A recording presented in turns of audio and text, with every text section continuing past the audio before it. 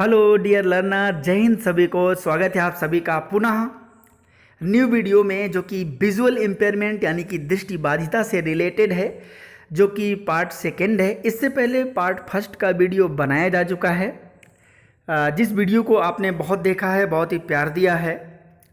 आप सभी का विश्वास ही नए नए वीडियो लाने के लिए प्रेरित करता है।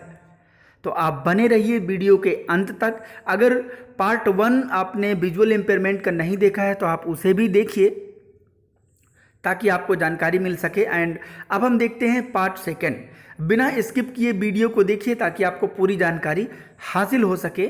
और डिस्क्रिप्शन बॉक्स में टेलीग्राम चैनल का लिंक भी है, आप वहां क्लिक करके उससे ज्वाइन हो सकते हैं। बहुत जल्द पीडीएफ मिलने लगेंगी, आप वहां से एमसीक्यू सीरीज की पीडीएफ्स भी प्राप्त कर सकते हैं। तो चलिए स्टार्ट करते हैं बिना देर किए। इससे पहले यदि आप चैनल में नए हैं तो चैनल को जरूर सब्सक्राइब करें एंड साथ ही बेल आइकन को भी प्रेस करें और ऑल पर क्लिक करें ताकि आने वाले ऐसे ही महत्वपूर्ण वीडियो का नोटिफिकेशन आपको तुरंत मिल जाए और आप ऐसे ही मस्त लाभ उठाते रहें, सीखते रहें। तो सभी खुश रहिए, सीखते रहिए, सफल होइए। तो चलिए स्टार्ट करते हैं। विशेषता या लक्षण जो कि हम विजुअल इम्पेयरमेंट के जानेंगे। फर्स्ट पार्ट में हमने एक, क्योंकि बहुत ज़्यादा बड़ी वीडियो हो जाती इसलिए पार्ट फर्स्ट में एक लिमिट कंटेंट तक जाने थे। अब हम यहाँ से विशेषता या लक्षण जो कैरेक्टरिस्टिक्स होते हैं, जो सिम्टम्स होते हैं, उनके बारे में जानते हैं विजुअल इम्पेयरमेंट्स के। कि निम्नलिखित लक्षण होने पर व्यक्ति में दृष्टिहीनता या दृष्टि संबंधी दोष हो सकते हैं। बिल्कुल, देखिए, कोई भी व्यक्ति हो, कोई भी वस्तु हो, कोई भी समस्या हो, कुछ भी हो दुनिया की, अगर उसकी पहचान करनी है, उसके बारे में जानना है, पता लगाना है, तो हमें लक्षणों को जानना पड़ता है। हम बिना लक्षणों के पहचान नहीं कर सकते। तो चलिए देखते हैं। सबसे पहले कि यदि व्यक्ति की आंख से हमेशा पानी निकलता हो, ध्यान रहे, ऐसा नहीं है कि एक दिन किसी की आंख में पानी निकला, बोल दिए देखो साहब दृष्टिबाधित व्यक्ति जा रहा है, तो ऐसा नहीं है बिल्कुल भी, ठीक है ना। ये बिल्कुल ध्यान में रखना है। देखिए, ये सब हो सकता है इन कारणों से, लेकिन जब लगातार हो किसी भी चीज़ में, जब कंटिन्यूटी होती है, जब वो एक ब्रॉड लेवल पर होता है, जब उसकी स्थिति बहुत सीवियर लेवल, गंभीर स्थिति की होती है, तब जाकर के वो एक डिसेबिलिटी और तब जाकर के वो एक हैंडीकैप का रूप लेती है। तो व्यक्ति की आंख से अगर हमेशा पानी निकलता है तो ये भी एक प्रकार की विशेषता या लक्षण है। इसके अलावा आंख बराबर लाल रहती हो, बराबर मतलब कंटिन्यू लाल, रेड रहती हो हमेशा। लोग कहते हैं कि मेरी आंख लाल हो गई है, तो एक दिन के लाल होने से हो सकता है कि आपने आंख को रगड़ दिया हो या कोई कुछ प्रॉब्लम हो गई हो, तो एक दो दिन में वो सही हो जाए तो उसको ये नहीं कहते कि हम विजुअल इम्पेयरमेंट हो जाएगा। लेकिन अगर हमेशा रहती है तो नुकसान हो सकता है। इसके अलावा आंख असामान्य रूप से घूमी हुई और प्राकृतिक रूप से गति करती हो, मतलब जैसे हम सामान्य रूप से देखते हैं ना, सामने एकदम पुतली सारी चीज़ें दिखती हैं, पटल हमारा सीधा दिखता है, लेकिन बहुत सारी आंखें हुई जो घूमी हुई होती हैं। हम देखते सीधा है बट देखते राइट साइड या बाएं साइड या लेफ्ट साइड होता है। इसके अलावा अप्राकृतिक रूप से गति करती हो। देखिए, प्राकृतिक का मतलब क्या होता है, एक नेचुरली जिस तरीके से व्यक्ति नॉर्मली दिखता है, और अप्राकृतिक मतलब अननेचुरली होता है, जो कि लोगों को लगता है पता नहीं कैसे देखता रहता है, ये देखो ये तो मेरी तरफ ही देख रहा है। तो कभी कभी लोगों को प्रॉब्लम होती है लेकिन सामने वाला उसे गलत समझ लेता है, तो ये भी हमें ध्यान देने की जरूरत है, ये भी एक लक्षण है। इसके अलावा दृष्टि दोष होने के कारण चलने में कठिनाई हो तथा किसी वस्तु को देखने के लिए कहने पर उसकी नज़र ठीक से ना टिकती हो, मतलब कोऑर्डिनेशन भी बेहतर ना हो, आई प्लेस या आई थिंग्स या आई हैंड, कोई कोऑर्डिनेशन बेहतर ना हो। हमने कहा कि उसे देखो वहाँ, वो देखो कितना पेड़ दिख रहा है, वस्तु दिख रही है, तो वो व्यक्ति कहेगा कि मुझे नहीं दिख रहा है, पास से भी जाके कहेगा कि बहुत धुंधला दिख रहा है या नहीं दिख रहा है, तो उसे हम मान सकते हैं कि वो दृष्टिबाधित है, क्योंकि इसके लक्षण है। लेकिन ये हमेशा होना चाहिए। पता चले कि आपको विटामिन ए की कमी हो गई, 2-4 दिन के लिए रतौंधी हो गया, बोले साहब ये तो दृष्टिबाधित हो गया, तो ऐसा नहीं होगा, ये भी ध्यान रखना है।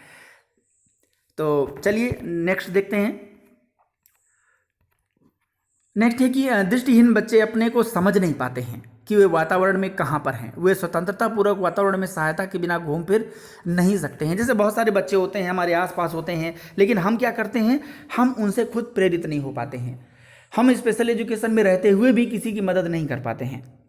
हम दूर से देखते हैं, बहुत सारे लोग आज भी गाँव में कहते हैं बोले इसको देख लिया हमारा सारा दिन खराब हो जाएगा, जबकि ऐसा बिल्कुल नहीं है। ह्यूमन इज ह्यूमन,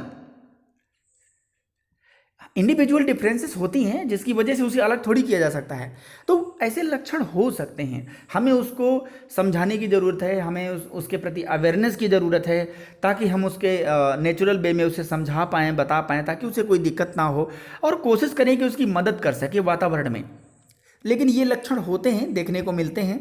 इसके अलावा देखते वक्त दोनों आँखों का समायोजन ना हो पाता हो, तथा देखने के लिए एक आँख का उपयोग करता हो, जैसे एक आँख दबा के देखता है तो मतलब लो विजन भी हो सकता है। आँखों को कभी कभी उठा करके या आँखों को बड़ी टेढ़ी मेढ़ी कर करके देखता है तो भी वो हो सकता है। इसके अलावा पढ़ने तथा लिखने की समस्याएं रहती हैं। बिल्कुल, पढ़ने तथा लिखने की समस्याएं भी आपको मिलेंगी। क्यों? क्योंकि अब मान लीजिए कि एक दृष्टिबाधित बच्चा, उसे पीछे नहीं बैठाया जा सकता, इसलिए फर्स्ट रो में बैठाते हैं, क्योंकि देख नहीं सकता बट सुन तो सकता है ना, तो इसलिए कम से कम सामने जो टीचर है उसको सुन सके अच्छे से। इसके अंतर्गत होता है जो पढ़ने तक श्याम पट पर लिखे हुए को नहीं पढ़ पाना, जो श्याम पट पर चीज़ें लिख जाती है। क्यों? क्योंकि उनको तो बड़ा बड़ा चाहिए। अगर कोई लो विजन भी बच्चा है तो उसको तो कम से कम बड़े लेवल का चाहिए ना, मीन्स कि उसको बड़ा बड़ा अक्षर वाला शब्द चाहिए, वाक्य चाहिए। तो हमें इन चीज़ों को ध्यान में रखना चाहिए। अगर इंक्लूसिव क्लास है या स्पेशल क्लास है, कोई भी है, तो हमें इन चीज़ों को ध्यान में रखना चाहिए कि क्या हम ये सब चीज़ें हैं, और अगर ऐसा बच्चा है तो उस पर ध्यान देना चाहिए। इसके अलावा पाठ्यवस्तु को अधिक पास रख कर पढ़ना। पाठ्यवस्तु का मतलब जैसे कि जो हमारी टेक्स्ट बुक होती हैं, रीडिंग वाली बुक्स होती हैं, या इस तरीके की चीज़ें होती हैं, तो इससे क्या होता है, हम पता लगा सकते हैं। क्योंकि कोई भी व्यक्ति नॉर्मली ऐसा नहीं है कि बिल्कुल आँख में आँख जुटा करके पढ़ता है, एक नॉर्मल में पढ़ता है आराम से बैठ करके। लेकिन ज़्यादातर जो बिल्कुल आँखों में सटा करके, या फिर यूँ कहें कि बिल्कुल जुड़ करके उससे, तो बहुत अधिक पास में रख करके, और बहुत छोटा छोटा है तो भी दिक्कत होना, तो इस तरीके का प्रॉब्लम है तो लक्षण आ जाता है। इसके अलावा पढ़ते समय, यहाँ पर पढ़ते समय लिखा है, यहाँ पर ये हिंदी टाइपिंग है, यहाँ पढ़ते समय लिखना है, ठीक है। पढ़ते, जैसे कि यहाँ पर जो ये पढ़ते लिखा है ना, इसको हम यहाँ पर लिख देते हैं पढ़ते, ठीक है। ये पढ़ते ऐसे उसमें लिखेंगे। तो ये हमारा पढ़ते समय वर्तनी तथा अक्षरों में भ्रम होना। क्यों? क्योंकि उसे वो दिख ही नहीं पाता ना, सही से कि दाएं लगी है बाएं लगी है, वर्तनी कैसी है, मतलब जो स्पेलिंग होती हैं। चाहे देखिए, जो हिंदी में होता है वो पाई मात्रा होता है, इसके अलावा जो इंग्लिश में होता है बोले कि साहब स्पेलिंग मिस्टेक हो गया है, तो उसके कारण भी है। इसके अलावा और भी लक्षण हैं, जैसे कि आँख की पलकें बराबर झपकती हों। इस तरह की आँख को आँख झपकना गति कहते हैं।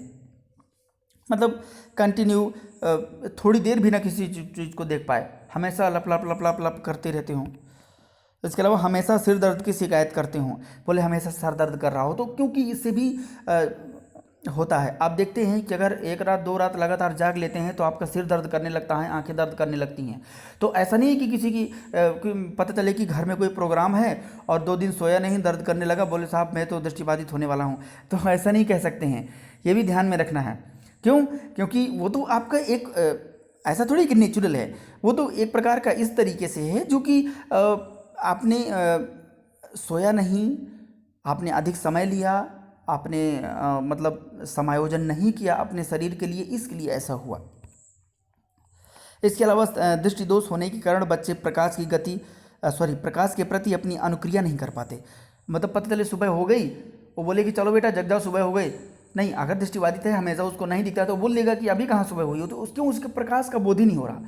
रूम में है, रूम में अगर लाइट आप जलाएंगे तो उसे आभास नहीं होगा। अगर टोटल ब्लाइंडनेस है तो बिल्कुल आभास नहीं होगा। लेकिन अगर आप अपनी आंख बंद भी कर लेंगे ना, अगर लाइट जलाएंगे तो आपको आभास होगा कि लाइट जल गई। तो ये भी ध्यान में रखना है। इस तरीके का होता है, प्रॉब्लम हो सकती है। यदि बच्चे प्रकाश या रंगीन वस्तु के प्रति अपनी अनुक्रिया नहीं करते हैं तो निश्चित ही बच्चे में दृष्टि दोष होता है। यदि छोटी उम्र में बच्चा रंगीन वस्तु के प्रति अपनी अनुक्रिया ना करता हो तो उसे तुरंत चिकित्सक के पास ले जाकर सलाह लेनी। बिल्कुल भाई, चिकित्सक के पास ले जाएंगे तो वो सही से जांच करेगा, सही से पता लगाएगा, और जब पता लगाएगा तो कम से कम अच्छा इंटरवेंशन हो पाएगा। तो हमें भी इस चीज़ की लापरवाही नहीं करनी है, ये भी चीज़ें हमें ध्यान में रखना है। इसके अलावा अपने उम्र के बच्चों के साथ समायोजन नहीं कर पाते, वे अपने को सामान्य से भिन्न समझने लगते हैं। समायोजन क्यों नहीं करने पाते, एक बात बताइए। जो एक सामान्य बच्चा है आसानी से दौड़ सकता है, एक स्थान से दूसरे दौड़ दौड़ के भाग भाग के जा सकता है, किसी वस्तु को उठा करके ला सकता है, फिर वापस छोड़ सकता है। तो अगर इस तरीके का होता है तो आप खुद से अंदाजा लगाइए कि वो तो सामान्य है। लेकिन जो देख नहीं सकता उसको तो मूवमेंट प्रॉब्लम है ना, उसको अपनी स्थिति का ज्ञान नहीं है, उसको ओरिएंटेशन एंड मोबिलिटी जो होती है, ओरिएंटेशन नहीं उस वातावरण का ज्ञान नहीं है, जिसके कारण से ऐसा होता है। इसके अलावा ये सब कैरेक्टरिस्टिक्स ही ये चल रहे हैं, विशेषताएं चल रही हैं। दूर की किसी वस्तु को देखने के लिए अपना सिर असामान्य रूप से आगे पीछे करना, मतलब पता चले कि सेकंड रो में बच्चा बैठा है क्लास में, तो या फर्स्ट रो में बैठा है या कहीं भी, तो श्यामपट्ट में अगर कोई चीज़ लिखा है तो दाएं बाएं करके देखना, क्योंकि उसे सही दिखता नहीं है। तो ऐसे भी हो सकता है। दृष्टि दोष से देखो यहाँ पर प्रसिद्ध लिख गया है, ग्रसित है। दृष्टि दोष से ग्रसित बच्चे प्रायः वस्तुओं को छूकर महसूस करते हैं तथा ध्वनि जिस दिशा से आती है अपने सिर को उधर घुमाते हैं। यानी कि ये किस तरीके के लर्नर होते हैं, ऑडिटरी लर्नर होते हैं, क्योंकि ये सुन कर सीखते हैं। कान में कोई प्रॉब्लम नहीं रहती, आंख में प्रॉब्लम रहती है। तो ऐसा भी हम पता लगा सकते हैं कि हम बैठे हैं, हम चारों दो तरफ तालियां बजाएं या तरफ कोई गाना बजा दें या इस तरफ बजा दें, तो ये अपना सिर इधर उधर करते हैं। इसके अलावा करीब 3 महीने के बच्चे द्वारा किसी रंगीन वस्तु या खिलौने के प्रति आकर्षित ना होना, मतलब 3 महीने का बच्चा है, क्योंकि होता क्या है कि कोई भी जब गतिशील वस्तु होती है, गतिशील एक्टिविटी होती है, जैसे मेले में चले जाइए, बहुत सारे झूले वगैरह या ऐसे छोटे छोटे खिलौने होते हैं जो चलते रहते हैं। आजकल तो उसमें बैटरी लग जाती है, चाबी भर दो, तो ऐसे क्या है बच्चे उसको देखते हैं। लेकिन ऐसे में क्या है, जब बच्चे उस पर आकर्षित नहीं होते, नहीं देखते, तो इसका पता लगाया जा सकता है। तो वो सभी हमारी विशेषताएं थी। इसके अलावा अब हम देखते हैं दृष्टिबाधित बालकों की समस्याएं। देखिए होता क्या है कि जब आपको प्रॉब्लम होती है, कोई लक्षण इस तरीके के नज़र आते हैं, तो सीधी सी बात है प्रॉब्लम होगी। अब प्रॉब्लम होगी तो चलिए देखते हैं कौन कौन सी है। बुद्धि, यहाँ पर देखिए बुद्धि शब्दी स्तर कम होना, ये देखिए टाइपिंग मिस्टेक है, थोड़ा सा ध्यान दीजिएगा। खुद ही टाइपिंग करना खुद ही करना पड़ता है, इसलिए ऐसा हो जाता है। तो बुद्धि लब्धि स्तर कम होना, यानी कि पुअर इंटेलिजेंस, इंग्लिश में ठीक लिखा है पुअर इंटेलिजेंस। देखिए पुअर इंटेलिजेंस क्यों समस्या हो जाती है, हम हर चीज़ को देख सकते हैं, हर चीज़ को सुन सकते हैं, हर जगह आ जा सकते हैं, तो विभिन्न प्रकार की परिस्थितियों से मिलते हैं तो हमें अनुभव मिलते हैं। जितना आपके पास अनुभव है मीन्स आपका इंटेलिजेंस उतना ही बढ़िया है, ये ध्यान रखिए। लेकिन इनका जो स्थान से संबंधित, मूवमेंट से संबंधित ऐसी बहुत सारी समस्याएं होती हैं जिनके कारण ये सारी, और ये एक दूसरे से बात करने में भी झिझकते हैं। क्यों झिझकते हैं, क्योंकि इन्हें पता नहीं होता कि इससे कैसे बात करनी है। लेकिन ऐसा नहीं है, अब धीरे धीरे अवेयरनेस इतनी हो गई है, हमारे बहुत सारे स्पेशल एजुकेटर, बहुत सारे प्रोफेसर्स, बहुत सारे रिहेबिलिटेशन प्रोफेशनल्स बहुत सारी टेक्निक्स का यूज करते हैं, जिनके माध्यम से ऐसे व्यक्ति जो कि डिफरेंटली एबल्ड हैं, जो कि दृष्टिबाधिता से ग्रसित हैं, वो भी अब अपना मुकाम हासिल कर पा रहे हैं। दूसरा पॉइंट है शैक्षिक मंदता, एजुकेशनली रिटार्डेड भी होते हैं ये, क्योंकि इनका आईक्यू तो देखा जाए तो धीरे धीरे बढ़ता रहता है, लेकिन जिस तरीके से सामान्य बच्चा जल्दी से स्कूल चला जाता है, आता है जाता है, अपने आप से अच्छे से पढ़ लिख सकता है, तो थोड़ा सा इनमें प्रॉब्लम रहती है। देखिए इन सब के लिए अगर माता पिता अवेयर हैं, या फिर जो हमारे सरकार द्वारा, भारत सरकार द्वारा विभिन्न प्रकार की सामाजिक समितियों या संगठनों द्वारा जो एक योजनाएं चलाई जाती हैं, उनमें अगर कार्यकर्ता एक्टिव हों तब भी ये आगे बढ़ सकते हैं। नहीं तो फिर बहुत सारे जो दृष्टिबाधित व्यक्ति होते हैं वो खुद से जितना ज़्यादा एक्टिव रहते हैं तभी उनके लिए लाभ मिलता है, अदरवाइज बहुत मुश्किल होता है। इसके अलावा मंदवाणी विकास, स्लो स्पीच डेवलपमेंट, क्योंकि अब ज़्यादातर बोलते नहीं किसी से, तो नहीं हो पाता है, क्योंकि ये सुनना केवल पसंद करते हैं। अत्यधिक कम्युनिकेशन इसलिए नहीं हो पाता क्योंकि किससे बात करें, कहाँ जाएं। लेकिन अब जितना ज़्यादा अवेयरनेस बढ़ने लगी है तो थोड़ा सुधार होने लगा है। अब तो बहुत सारे ऐसे लोग हैं जिन्हें आप ये नहीं कह सकते कि ये कुछ नहीं कर सकते। बहुत सारे मेरे दोस्त भी हैं कि आज वो बहुत अच्छी अच्छी पोस्ट पर हैं, बहुत अच्छा कम्युनिकेशन स्किल है उनके पास, जिसके माध्यम से वो बेहतर जॉब करते हैं, चाहे वो बैंक हो, चाहे वो किसी भी सेक्टर में हो।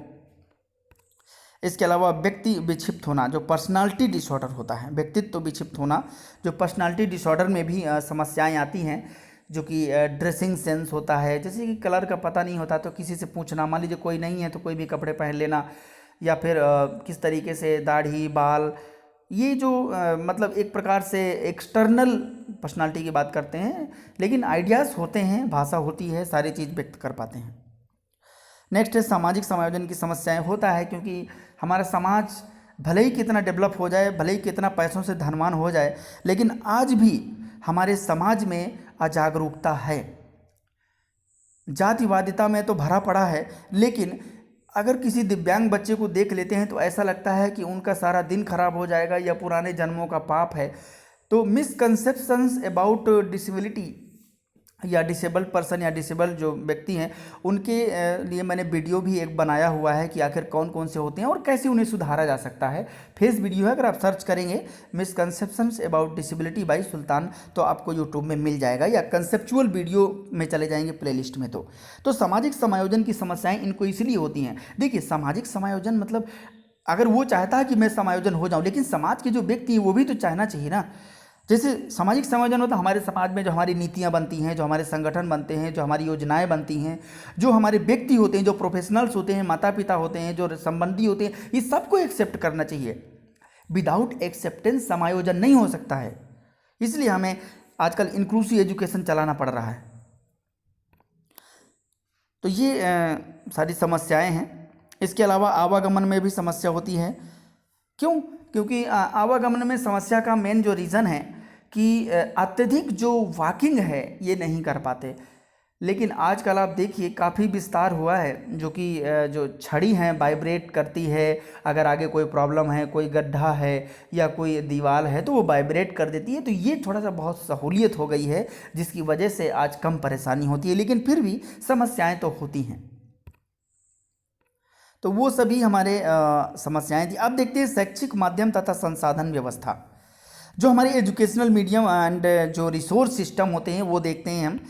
जैसा कि ऐसे बालकों के लिए शैक्षिक माध्यम एक बड़े पैमाने पर है। एक औसत बालक के लिए किताब 10 या 12 अंक के टक्कड़ में होती है, पर आंशिक रूप से देखने वाले बालकों के लिए 18 या 24 अंक के टक्कड़ मतलब जानते हैं, मतलब उनका जो 24 पॉइंट होता है।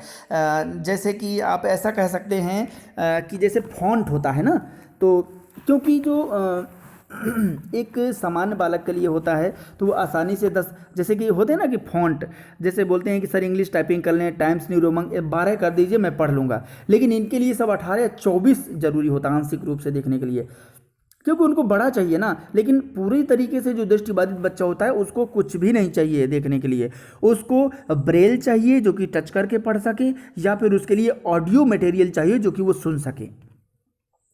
इसके अलावा प्रिंट साफ तथा विस्तृत होना चाहिए, बिल्कुल सही बात है। अगर प्रिंट साफ सुथरा नहीं होगा तो एक सामान्य व्यक्ति भी नहीं पढ़ पाएगा, तो हम उनकी कल्पना कैसे कर सकते हैं। इसके अलावा ऐसे बालकों का कमरा पूर्ण रूप से हर स्थान से रोशनी युक्त होना चाहिए। ऑफ कोर्स अगर थोड़ा सा भी बच्चा देख पाता है तो बेहतर कंट्रास्ट होना चाहिए, उजाला इस तरीके का होना चाहिए जो उसे चुभे ना, परेशान ना करे, नुकसान ना हो। इसके अलावा फर्नीचर उभरा हुआ होना चाहिए, परंतु नुकीला नहीं। ध्यान रखें, उभरा हुआ का मतलब है 2-4 कील लगा लो उभरा हुआ दिखेगा, ऐसा नहीं है। तो फर्नीचर उभरा हुआ तो होना चाहिए, मतलब ऐसा कि उसे पता चले कि हाँ ये फर्नीचर है, लेकिन नुकीला नहीं होना चाहिए। इसके अलावा आप देख पा रहे हैं कि समय समय पर मेडिकल परीक्षण की व्यवस्था विद्यालय में होनी चाहिए। अब मेडिकल परीक्षा क्यों ज़रूरी है? क्योंकि अगर चिकित्सीय रूप से हो जाता है सिस्टम तो थोड़ा सा इनका जो नेत्र से रिलेटेड प्रॉब्लम है उसका भी समाधान किया जा सकता है। आज बहुत सारे लोग हैं जो ऑपरेशन करा के ठीक हो जाते हैं। बहुत सारा सीवियर कंडीशन होती है तो बात अलग है, अदरवाइज काफ़ी इनका विकास हुआ जा सकता है। तो ऐसी हमारी सुविधाएं, संसाधन किया जा सकता है।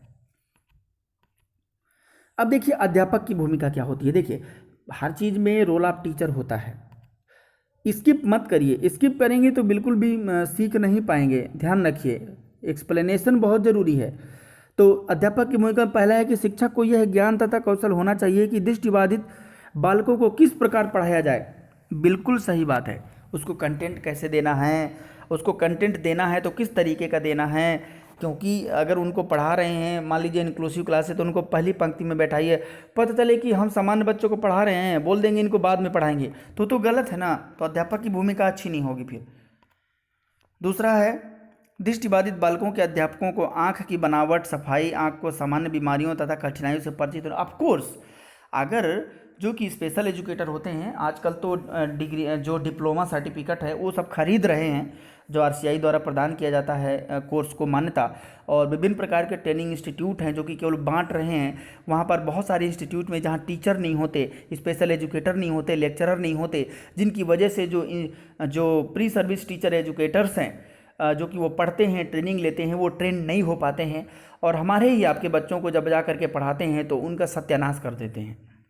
तो आप भी स्पेशल एजुकेटर हैं तो कुछ नहीं तो सीखिए। एक बात हमेशा ध्यान रखिए, किसी भी व्यक्ति की अगर बेहतर स्ट्रेंथ की बात करें तो वो है उसका लगातार सीखते रहना। अगर कोई व्यक्ति लगातार नहीं सीखते रहता है, इसका मतलब उसके पास बेहतर स्ट्रेंथ नहीं है। क्यों? क्योंकि सीखते रहने से ही हमारे पास ज्ञान होता है। चाहे अनुभव कोई भी हो, चाहे परिस्थिति से सीखिए, किसी व्यक्ति से मिलिए, कुछ भी। तो हमें बालकों के बारे में स्पेशल एजुकेटर को पूरी जानकारी होनी चाहिए।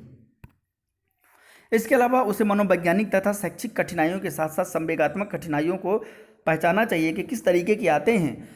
उनके साथ व्यवहार इतनी बढ़िया करना चाहिए कि वो सीख सकें, समझ सकें।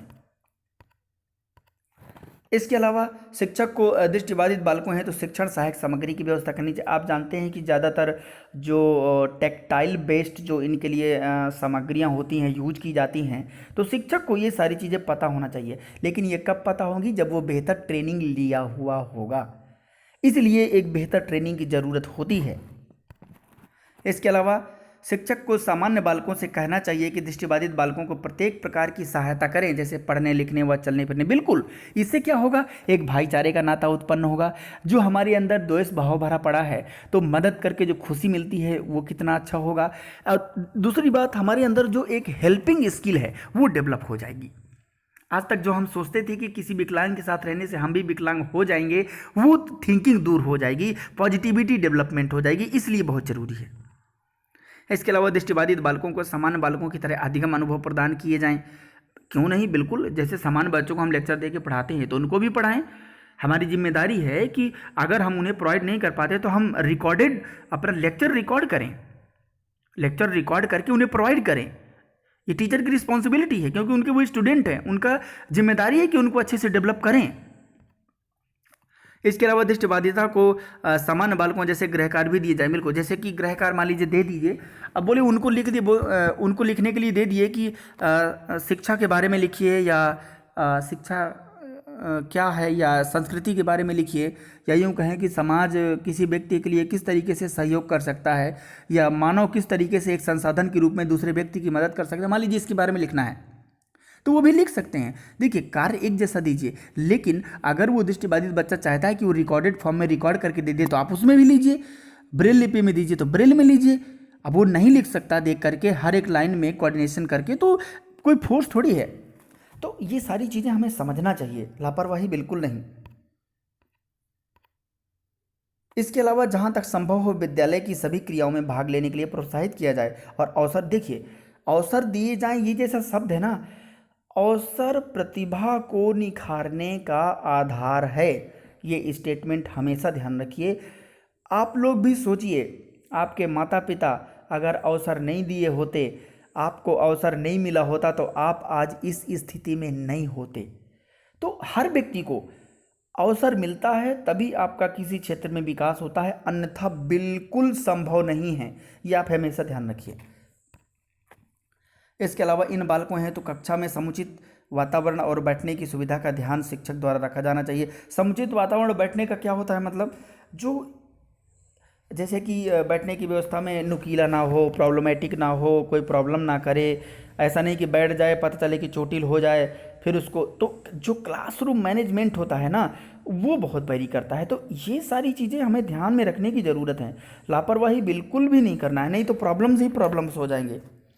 इसके अलावा शिक्षक को सामान्य और दृष्टिबाधित बालकों में अंतर क्रिया हेतु प्रोत्साहित करना चाहिए तथा उनसे संबंधों को बढ़ावा देना चाहिए। मतलब कोई टॉपिक दे दिया, चलो अब बताएगा। जैसे मान लीजिए कि एक दृष्टिबाधित बच्चा है, उसको नेम से हम हमेशा बुलाते हैं। मान लीजिए कि नाम है किसी का मनमीत या सुरेश या कोई भी किसी लड़की का भी नाम हो सकता है, या कोई सामान्य बच्चा है तो उसको 4 लोग उधर कर दिए, 4 लोग इधर, एक कोई डिस्कशन करवा दिए। इससे क्या होता है कि उनको अच्छा लगता है। जो सामान्य बच्चों के विचार हैं, जो दृष्टिबाधित बच्चों के विचार हैं, एक नहीं हो सकते, क्योंकि उनकी परिस्थितियां, उनकी विशेषताएं, उनका जो एटीट्यूड है वो अपने हिसाब से करते हैं। तो इससे क्या होता है, लर्निंग होती है और ज़्यादा, और इंटरेक्शन के साथ साथ उनका जो एक भाईचारे का जो भाव है वो उत्पन्न होता है और एक सहयोग की भावना उत्पन्न होती है। इसके अलावा शिक्षक की मुख्य धारा में कक्षा प्रबंधन। देखिए, अगर हमेशा जो क्लासरूम मैनेजमेंट इन मेन स्ट्रीमिंग, शिक्षा का अगर हम शिक्षा में मुख्य धारा में जोड़ते हैं उनको, तो कक्षा प्रबंधन कैसे करेंगे, जो कि बहुत ज़रूरी है। आप इस चीज़ को बहुत अच्छे से जानना समझना भी बहुत ज़रूरी है, क्योंकि जब तक इसे नहीं समझेंगे तो कैसे काम चलेगा। अब देखिए कि दृष्टिबाधित बालकों की शिक्षा सामान्य विद्यालयों की कक्षा में दी जा सकती है, बिल्कुल। आप देखिए, समावेशी शिक्षा का मुख्य उद्देश्य क्या होता है, मुख्य धारा। और मुख्य धारा का मतलब क्या होता है, जिस तरीके से समाज में सब लोग जुड़े हैं वैसे ही हर व्यक्ति जुड़ जाए, that is called main streaming. जहाँ कोई भेदभाव हो गया, जहाँ थोड़ा सा अंग छूट गया, मतलब मेन स्ट्रीमिंग नहीं है। परंतु दृष्टिबाधित बालक सुनकर तथा स्पर्श करके ही ज्ञान प्राप्त कर सकते हैं, तो जबकि पाठ्यक्रम समान ही होता है। इनके लिए शिक्षण विधियां ऐसी होती हैं जिनसे बहुइंद्रिय अनुभव किया जा सके, जिसके लिए पाठ्यक्रम के निम्नलिखित मुख्य क्षेत्र होने चाहिए। कौन कौन से हैं देखते हैं हम ही। तो हमें इन चीज़ों का ध्यान रखना चाहिए, जैसे कि ब्रेल लिपि प्रणाली, ब्रेल स्क्रिप्ट सिस्टम हमें यूज करना चाहिए। भाई देखो, जरूरी थोड़ी है कि हमने बोल करके पढ़ा दिया। बहुत सारे बच्चे हैं जो स्लो सुनते भी कम हैं, जल्दी नहीं सुन पाते, क्योंकि देख तो सकते नहीं हैं, प्रॉब्लम होती है उनको आई से रिलेटेड, जिसकी वजह से दृष्टिबाधित होते हैं। तो अगर मान लीजिए सुनने में नहीं आया, तो हमें ब्रेल स्क्रिप्ट सिस्टम भी अपनाना चाहिए। इसके अलावा सहायक सामग्री का उपयोग करना चाहिए, जो भी ऑक्सिलरी मटेरियल्स होता है। इसके अलावा चलने फिरने का प्रशिक्षण देना चाहिए, जो मतलब चलने फिरने का प्रशिक्षण जानते हैं, जो कि जैसे कि ओरिएंटेशन एंड मोबिलिटी ट्रेनिंग जिसे हम कहते हैं। तो इससे क्या होता है, ये एक स्थान से दूसरे स्थान तक आने जाने के बारे में जान जाएंगे, वातावरण की पहचान कर लेंगे, आसानी से सीख सकते हैं, फिर आने जाने में कोई दिक्कत नहीं होगी।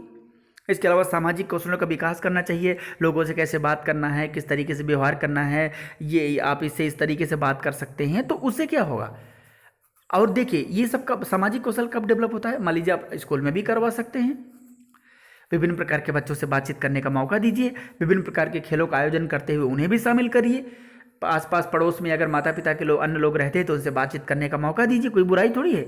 आप उनको मार्केट ले जाइए, मार्केट ले जाते समय आप माता पिता भी साथ में जाएं या माता जाएं, तो जैसे कोई भी चीज़ होता है तो उनसे बात करने का मौका दें। बेटा, दुकानदार से बोलो कि ये दे दो। अब क्या है, कोई 1 बार 2 बार 4 बार बातचीत करने से कम्युनिकेशन स्किल भी डेवलप होता है, बातचीत करने का तरीका भी डेवलप होता है। डिपेंड कर, देखिए माता पिता हो, शिक्षक हो, कोई भी हो, सभी स्टेक होल्डर्स होते हैं और सभी का उत्तरदायित्व है कि उनकी मदद करना।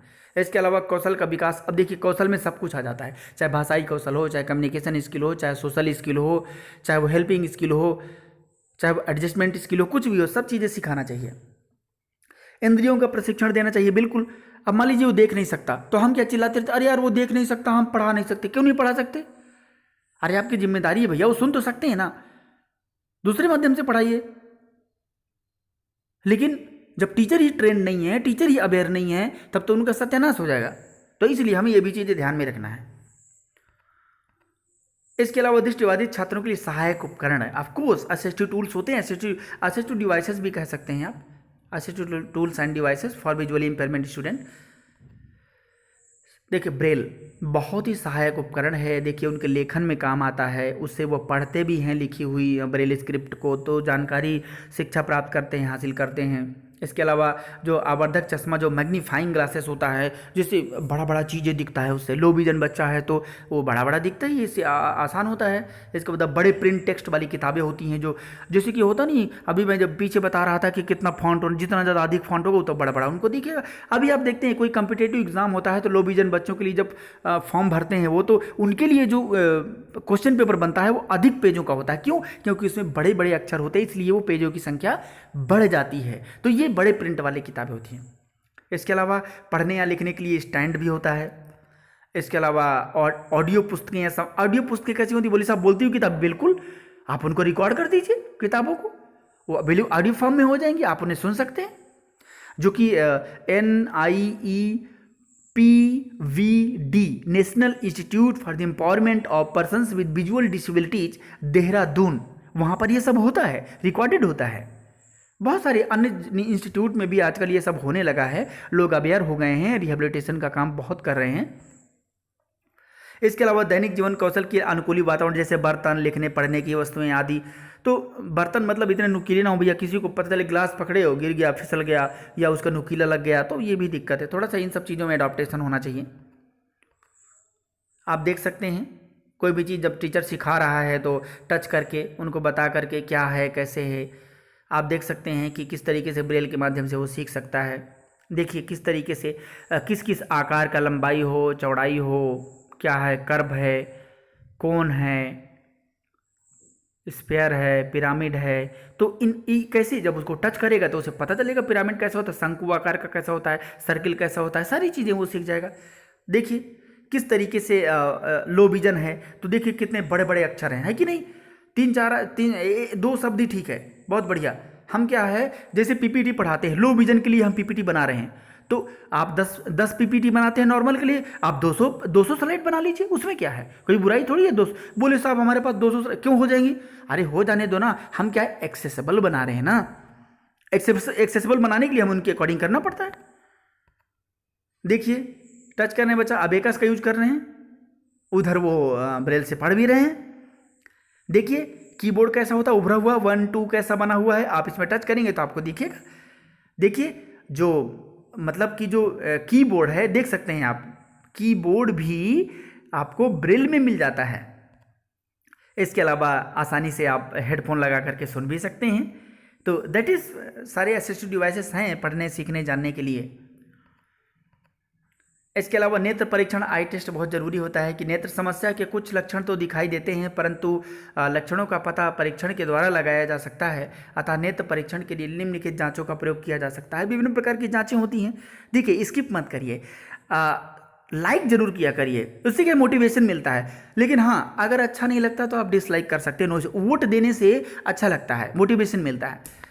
इसके अलावा देखिए पहला क्या है, नेत्र परीक्षण कैसे करते हैं, स्नेलन चार्ट। कोई भी आपसे पूछे नेत्र परीक्षण की विजुअल इक्विटी देखने की क्षमता किससे मापते हैं, बोले स्नेलन चार्ट से। स्नेलन चार्ट क्या है, अभी मैं आपको बताऊंगा। स्नेलन चार्ट के बारे में भी स्लाइड है। तो इस चार्ट का उपयोग नेत्र की देखने की दूरी तथा नेत्र की तीक्ष्णता के लिए किया जाता है। इससे पढ़ने वाले बच्चे व्यक्ति से अक्षरों को पढ़ाकर नेत्र की जांच की जाती है, बिल्कुल। इसके अलावा मेटोक्स रॉड, वो रॉड है, रॉड नहीं है, रॉड परीक्षण। तो मेडोक्स रोड टेस्ट जो होता है, इस परीक्षण के द्वारा नेत्र की वास्तविक स्थिति का अध्ययन किया जाता है। इस परीक्षण के द्वारा हेटरोट्रोफिया की जांच की जाती है। इसके बारे में थोड़ा सा हेटरोट्रोफिया पढ़िए और कमेंट करके बताइए कि हेटरोट्रोफिया है क्या। इसके अलावा वर्णांधता की जांच, वर्णांधता मतलब जो कलर ब्लाइंडनेस होता है, इसमें विभिन्न रंगों का प्लेट रहता है जो वर्णांध व्यक्ति के सामने रखा जाता है। जो व्यक्ति लाल, हरा और पीला जो मीला है वो नीला होगा, ध्यान रखें। तो यहाँ पर येलो मील है तो यहाँ पर पीला होगा, नीला होगा, में अंतर नहीं कर पाते हैं तो इनके लिए हम दिखा सकते हैं, प्लेट वैसे रख सकते हैं। इसके अलावा स्नेलन चार्ट, जिस मैं अभी आपको बता रहा था, ये देखिए कि स्नेलन चार्ट एक आंख चार्ट है, एक आई चार्ट है, जिसका उपयोग दृष्टि तीक्ष्णता को मापने के लिए किया जाता है, जो विजुअल इक्विटी। स्नेलन चार्ट का नाम डच नेत्र रोग विशेषज्ञ हरमन स्नेलन के नाम पर रखा गया। ध्यान रखिएगा, ये सब मैं कई क्वेश्चन में बना चुका हूं, लेकिन आपको जानने की जरूरत भी है। इसके अलावा जिन्होंने 1862 में चार्ट विकसित किया था, किसने किया था, हरमन स्नेलन ने। इसके अलावा सर्वप्रथम स्नेलन महोदय ने ई अक्षर का उपयोग किया था। ई अक्षर के कारण स्नेलन चार्ट को ई चार्ट भी कहा जाता है। हाँ, ये आपके लिए सवाल आ सकता है। देखिए आएगा या नहीं नहीं पता, लेकिन आपको जानना जरूरी है कि स्नेलन चार्ट को और किस नाम से जाना जाता है। उसमें लिख देगा ई चार्ट, पाई चार्ट, ये चार्ट, वो चार्ट। पता चले कि आपको पता नहीं है, फिर दिन में तारे नजर आते हैं। तो दिन में तारे नजर ना आए, रात में ही आए, तो आपको पढ़ना पड़ेगा, ये ध्यान रखेंगे। तो इसको ई चार्ट भी कहते हैं। ये देखिए, तो इसलिए इसको ई नाम से बनाया जाता है, क्योंकि उस समय देखिए आप जब किसी चीज़ का भी आविष्कार करेंगे तो उस नाम से भी हो जाएगा। तो फिलहाल अभी ये जानने की जरूरत थी, क्योंकि ये बेसिक चीज़ें हैं, आता रहता है, कभी कभी एग्जाम में पूछ लेता है, कोई बुराई नहीं है। कुछ अन्य जानकारी देखते हैं, शायद कुछ एक्स्ट्रा इन्फॉर्मेशन आपको मिल जाए, वैसे ज़्यादातर तो आप जानते हैं। देखते हैं कि विश्व दृष्टि जागरूकता दिवस अक्टूबर के दूसरे गुरुवार को मनाया जाता है। कब मनाया जाता है ये आपको जानना जरूरी है, शायद मैंने किसी वीडियो में नहीं बनाया है। तो विश्व दृष्टि जागरूकता दिवस अक्टूबर के दूसरे गुरुवार को मनाया जाता है, थर्सडे को, ध्यान रखेंगे। यदि कोई दृष्टिबाधित बच्चा किसी असामान्य गतिविधि को बार बार दोहराता है तो उसे ब्लाइंडिज्म कहते हैं। ये मैं क्वेश्चन में बना चुका हूँ, ये आप जानते होंगे। ये देखो, वर्ल्ड साइट डे। इसके अलावा ब्रेल लिपि का आविष्कार किसने किया? लुई ब्रेल ने किया, लुइस ब्रेल ने किया। ये महोदय हैं हमारे लुई ब्रेल, इनको नमन है जो आज दृष्टिबाधित व्यक्तियों के लिए इतना कुछ कर गए कि वो शिक्षा ग्रहण कर सकते हैं। तो हम कभी भी ये नहीं कह सकते कि डिसेबल्ड पर्सन या दिव्यांग व्यक्ति कुछ नहीं कर सकता। आज इन्हीं का नतीजा है कि आज हम इनके बारे में जान रहे हैं। इसलिए कुछ करिए, जो करता है सिर्फ उसी के बारे में जाना जाता है। निठल्लों की ज़िंदगी ऐसे ही बर्बाद हो जाती है। तो आप सीखते रहिए, हमेशा स्ट्रेंथ बढ़ाते रहिए। इसके अलावा ब्रेल लिपि के अंतर्गत उभरे हुए बिंदुओं से एक कोड बनाया जाता है जिसमें 6 बिंदुओं की 3 पंक्तियां होती हैं। इन्हीं में इसे पूरे सिस्टम का कोड छिपा होता है। इसके अलावा हर साल 4 जनवरी को पूरी दुनिया में या विश्व ब्रेल दिवस के रूप में मनाया जाता है, 4 जनवरी को। इसके अलावा एक सफ़ेद केन दृष्टिहीनता का अंतर्राष्ट्रीय प्रतीक माना जाता है। कभी कभी आ सकता है सवाल में कि दृष्टिहीनता का अंतर्राष्ट्रीय प्रतीक किसे माना जाता है, कि इंटरनेशनल सिंबल ऑफ ब्लाइंडनेस। तब आप क्या बोलेंगे? बोले साहब ये तो कभी पढ़ाया नहीं गया, हमारे सिलेबस में ही नहीं है। तो आपको तो ये पता ही होगा कि DSSP कोई सिलेबस ही नहीं बनाता है इस तरह का, वो तो कहीं से भी कुछ भी दे देता है। तो ये हमारा वाइट केन, जो कि सफ़ेद केन है, सफ़ेद छड़ी बोलते हैं इसको। इसके अलावा कलर ब्लाइंडनेस अवेयरनेस डे प्रतिवर्ष 6 सितंबर को मनाया जाता है। ये भी ध्यान रखना है आपको। कलर ब्लाइंडनेस अवेयरनेस डे प्रतिवर्ष 6 सितंबर को मनाया जाता है, ये ध्यान रखेंगे, कलर ब्लाइंडनेस अवेयरनेस डे। इसके अलावा जॉन डाल्टन जो कलर ब्लाइंडनेस का अध्ययन करने वाले पहले वैज्ञानिक थे, वैज्ञानिक में से एक थे। ध्यान रखना ये बात को। देखिए एग्जाम में कहीं से भी कुछ पूछ सकता है, कोई बुराई नहीं है। तो जॉन डाल्टन कलर ब्लाइंडनेस का अध्ययन करने वाले पहले वैज्ञानिकों में से एक थे। इसके अलावा नेशनल ट्रस्ट एक्ट में विजुअल इम्पेयरमेंट को शामिल नहीं किया गया है, ये आप बहुत अच्छे से जानते हैं। तो ये सेकंड पार्ट था विजुअल इम्पेयरमेंट का। आई होप कि आपको पसंद आया होगा। हाँ, कमेंट करके ज़रूर बताया करिए कि वीडियो आपको कैसा लगा। अच्छा लगा हो तो अच्छा बताइए, खराब लगा हो तो बोल दिए सर बहुत बेकार है, तो मैं अगली बार से सुधार कर लूँगा। आपके सुझाव हमेशा मेरे लिए प्रेरणादायक रहते हैं। आपका लाइक करना, और बहुत सारे लोग जो सब्सक्राइब के बगल में ज्वाइन बटन रहता है उसको भी बहुत सारे लोगों ने ज्वाइन किया है। आप सभी का तहे दिल से धन्यवाद। और भी लोग ज्वाइन करना चाहते हैं, हालांकि उसमें कुछ रुपए लगता है, तो ज्वाइन कर भी सकते हैं, डिपेंड करता है आपके ऊपर। तो आज का यह वीडियो जो आपके सामने रहा, अपने दोस्तों तक शेयर ज़रूर करिए। बहुत लोग हैं जो शेयर नहीं करते हैं, बहुत लोग हैं जो सब्सक्राइब नहीं किए हैं फिर भी देखते हैं, तो ज़रूर करें, आपके लिए ही है। ये सब चीज़ों से मोटिवेशन मिलता है। तब तक के लिए जय हिंद, मिलते हैं नेक्स्ट वीडियो में। Thank you so much.